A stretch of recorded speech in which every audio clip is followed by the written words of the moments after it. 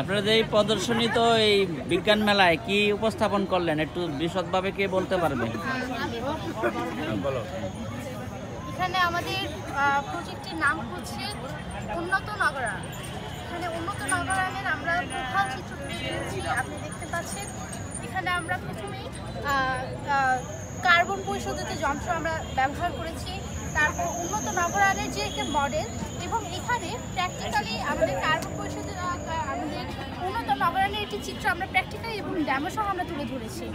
আর carbon পরিশোধিত যন্ত্রের তুমি বর্ণনা দাও।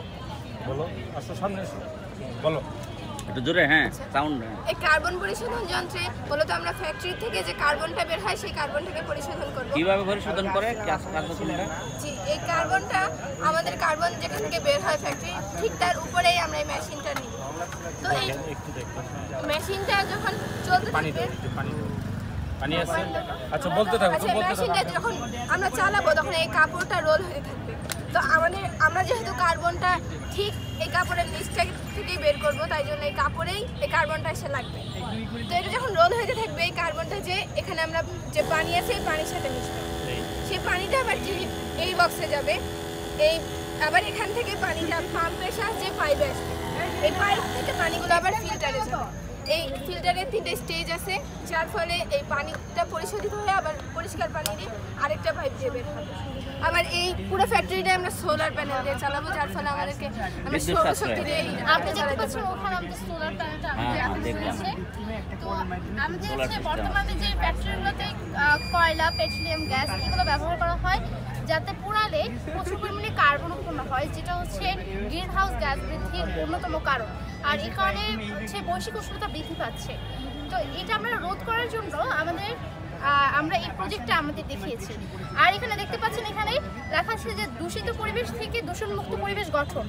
উন্নত নগরায়নে আমরা কি তুলে ধরলাম, কারণ হচ্ছে উন্নত নগরায়নের প্রথম শর্তই হচ্ছে পরিবেশকে দূষণমুক্ত রেখে কিভাবে আমরা উন্নয়নের দিকে অগ্রসর হব। তাই আমরা এখানে দেখিয়েছি, এখানে কয়লা ফ্যাক্টরিগুলোতে হচ্ছে ধোঁয়া উঠছে এবং এই কারণে এসিড বৃষ্টি হচ্ছে। আর অন্যদিকে আমরা দেখেছি নবায়নযোগ্য শক্তির উৎস। আমরা জানি there are two major sources, there are renewable energy and non renewable energy. তো আমরা এখানে কার্বন সোলার প্যানেলের মাধ্যমে এখানে লাইট জ্বলছে এবং এখানে হচ্ছে টারবাইন ঘুরছে, এটা হচ্ছে সোলার প্যানেলের মাধ্যমে আমরা করছি। আর এখানে আমরা হচ্ছে অ্যান্ড্রয়েডের মাধ্যমে আমরা দেখি এখানে হচ্ছে লাইট জ্বলছে, অর্থাৎ এটার কাজ হচ্ছে যে নবায়নযোগ্য শক্তির উৎস থেকে আমাদের শক্তি করবে, এখানে এনার্জিটা সেভ হবে। যখন সূর্য অস্ত যাবে তখন এটা হচ্ছে অটোমেটিকলি এটা লাইট জ্বলে উঠবে। তো এটা হচ্ছে আমাদের মূল প্রজেক্টটা হচ্ছে এখানে। এবং এসিড বৃষ্টি এখানে হচ্ছে কার্বন মনোক্সাইড, তারপর সালফার ডাইঅক্সাইড, এগুলো হচ্ছে এসিড বৃষ্টির কারণ। আর সম্প্রতি গবেষণায় দেখা গেছে বাংলাদেশ যদি যে হারে পরিবেশ দূষিত হচ্ছে, সে হারে যদি দূষিত হতে থাকে, বাংলাদেশ একসময় সমুদ্রের পানিতে প্লাবিত হবে।